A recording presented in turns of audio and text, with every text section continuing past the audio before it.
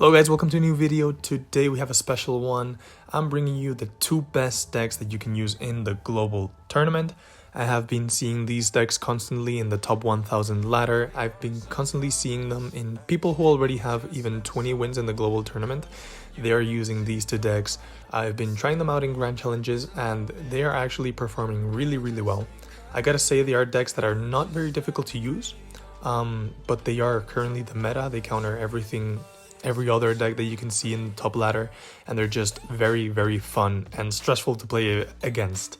So first off, we have this Royal Giant deck. Also keep in mind that none of my cards are evolved. I don't have evolutions yet, so if I can make them work, you guys can make them work too if you don't have evolutions. And if you have the evolutions, well, even better, you have an advantage with these decks. So the evolutions you should have or you can have are the Royal Giant and either the Skeletons or the Firecracker, preferably the Firecracker.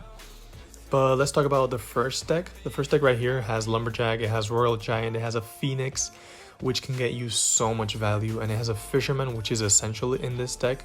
I recently played with this deck against a Giant Miner deck, and it is so fun what this deck can do, because you get the Fisherman to just, if they defend your Royal Giant with a Mighty Miner, you just do what the Fisherman just did right there with the Knight. You drag him outside and it does not lock onto your Royal Giant, so it can get so much damage into the tower.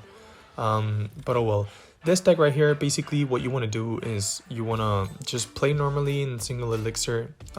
Whenever you get an elixir advantage, you do want to go for a passive Royal Giant, which is playing him in the back.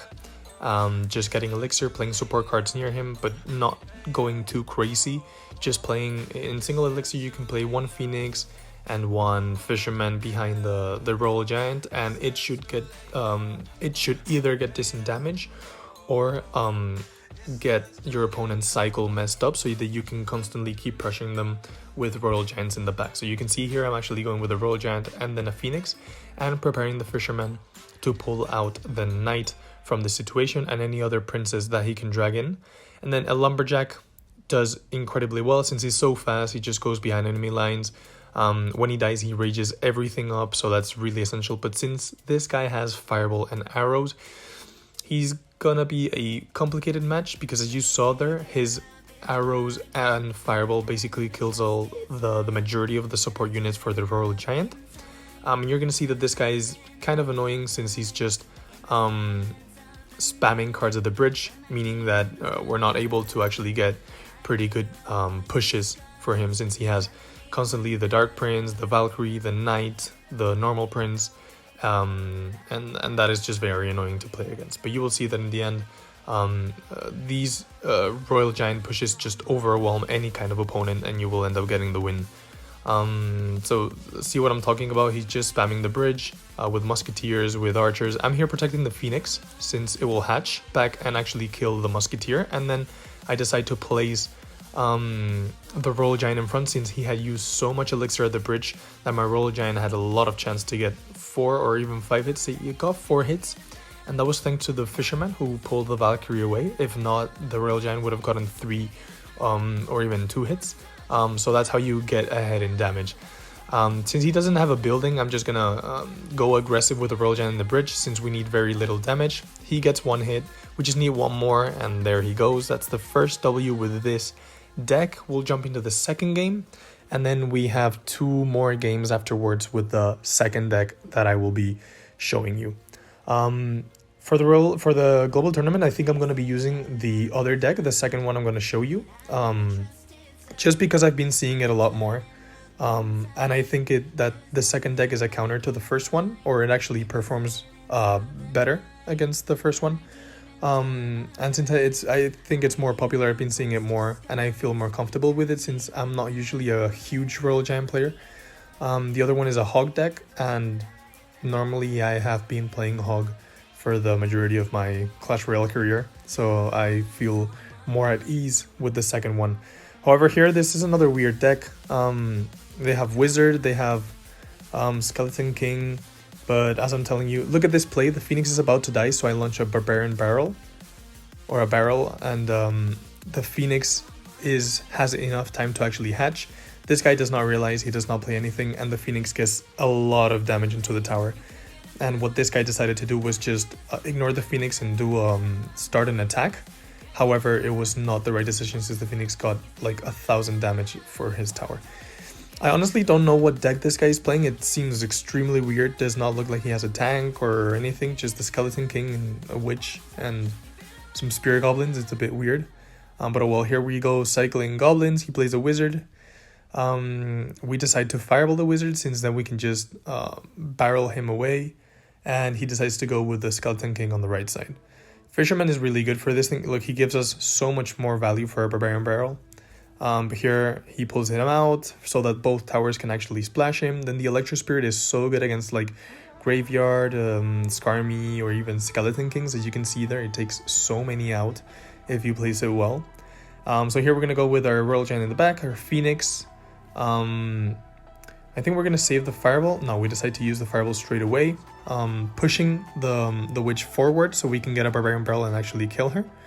You can see that he tornadoes. It's a bit weird of a tornado, and we use a Fisherman, although it's not really useful in this matchup. It's more useful when they have like big units such as the Mighty Miner or a Mega Knight or a P.E.K.K.A. But anyways, he still does what he has to do. I think the Lumberjack is going to be late. It is late, and then we're going to need a Fisherman to get there for the Skeleton King. Look, he actually... The Fisherman actually canceled the Skeleton King's ability until he got to where he was being pulled to. And then meanwhile, since being so aggressive, the left side is just gonna get done over. Since he defended with the Skarmy, but now the Rage spell does damage and all the Skarmy died and the Phoenix was able to finish the tower. So now this is the second deck. We'll have 2 games with it. It's I'm sure you've been seeing it a lot. It's super annoying because everyone uses this. Sorry, especially with the Evolved Firecracker. Essentially what it is a Hog or EQ deck with a Mighty Miner. So for example, if you're playing with this deck against the Royal Giant, you have 2 very good counters to the Royal Giant. One being the Mighty Miner and the second one being the Bomb Tower. The Bomb Tower I think is just such a good building right now. Has so much HP. It deals great damage to ground units and it can tank. If nothing else is actually damaging, I think it can tank 2 balloon hits. And look at this guy, he's not actually defending the left side. We've already taken about almost half his tower on the left side, those goblins, and then the Fireball is gonna do a bit more damage. The Firecracker, sorry, is gonna do a bit more damage. We defend the Bandit with only 1 log, so she gets 1 hit, and that's it. And you can see with this deck, in the last one, I think we managed to get 4 Firecrackers at the same time on the arena. Because one very good mechanic you have is that if you have a champion, for example the Mighty Miner on the arena and you're playing it, as long as that champion doesn't die, you have a 3-card cycle because you cannot cycle through the Mighty Miner again. So you can cycle back to cards that you needed so much quicker, which allows you to first of all outcycle your opponents. For example, if I wanted to outcycle his Inferno Tower, I could play a Mighty Miner in the back, then do a Hog push, and then cycle quickly since it's only a 3-card cycle, and get back to a Hog in time while my Mighty Miner is still alive. And you'll see this mechanic better in the next match, but right here, we're in a good spot. We have a lot of damage. We're going to prepare the Hog Rider, and in case we need an Earthquake, we don't need it because he defends with a Lumberjack. So that Hog will get 2 hits. It does get 2 hits. And we prepare the Firecracker and the Bomb Tower because we know that his favorite push is coming. And he actually adds a Bandit to this push, which makes it a bit more complicated since the dash is going to be... A Bandit dashing in the Rage of the Lumberjack has to be very scary.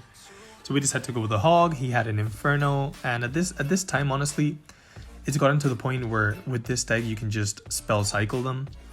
Because of what I told you, you have such a quick cycle. And look at that, he actually missed his arrows on the Firecracker because she moved away. And just to pressure, we're gonna go on the right side. Look at this prediction log. It kills the Goblin Gang before they can do anything. That was just getting outplayed. Put an Earthquake, a Bomb Tower, and a Night Spirit just to defend his last push. The Firecracker over here, and I think we cycle back to the Goblins in time. Almost. The Wizard is gonna kill them. Oh, it's gonna get 1 more hit. 233. Oh, he actually took the tower. That was very unlucky, to be honest. I think we could have defended better. But honestly, the right side is looking very bad for him. and I think one of the main things I'm going to do is just try to kill this wizard only with spells while damaging the tower. So look at the cycle I'm getting, Firecracker, Earthquake, another log. We prepare the bomb tower, that wizard is already dead. We go with the Hog Rider and the Ice Spirit and the goblins in case he Inferno Towers in the middle. He doesn't see the Hog, so he doesn't Inferno Tower, but the Hog is going to get so much damage. We're going to prepare defense and then we'll spell cycle him out. Because remember, defense is the most important part of the game. Just look how good the bomb tower is against the Goblin Gang. I think that balloon is going to get one hit. Oh yeah, unfortunate with the rage. Honestly, it almost got two, so I think getting one was good enough. So we Earthquake and log the wizard in the tower. The Firecracker finishes the wizard off, and we're just gonna prepare cards in the back and then use the Earthquake whenever we can.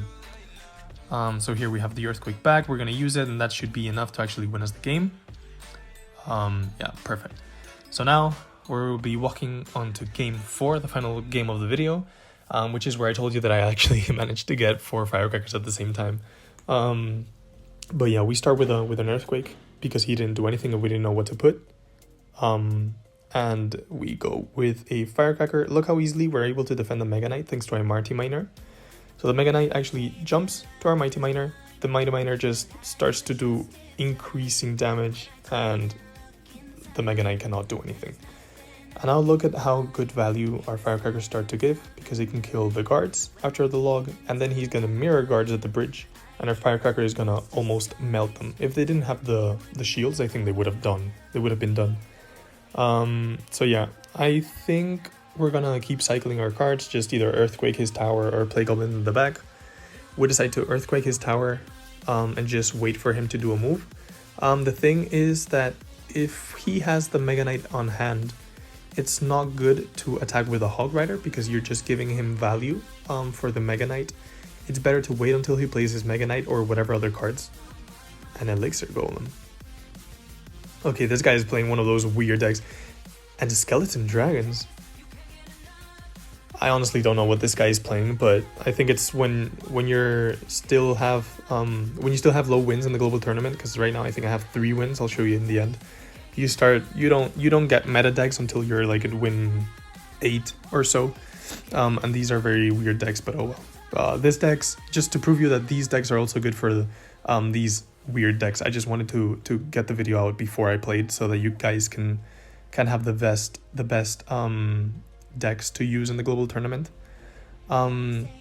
One thing you can do if you're struggling in global tournaments is what I used to do in the past, which is just wait a couple of days without playing and instead play classic challenges or grand challenges to practice the decks you want to use.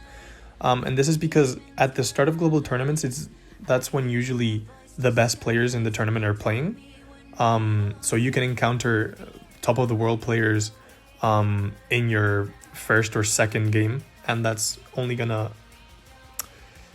it's very difficult to actually beat them very early on. So it's better to wait a couple of days so that those players have already won and are higher up than you, and then you can play. And if not, if you're feeling actually really good, you can play.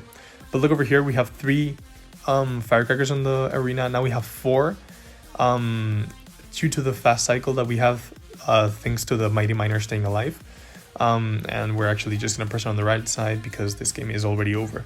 So I'm going to show you just the global tournament wins, but thank you for watching. If you liked the video, please like, comment any other future videos you want to see, and subscribe because it helps us out. So thank you for watching, and I'll see you in the next one.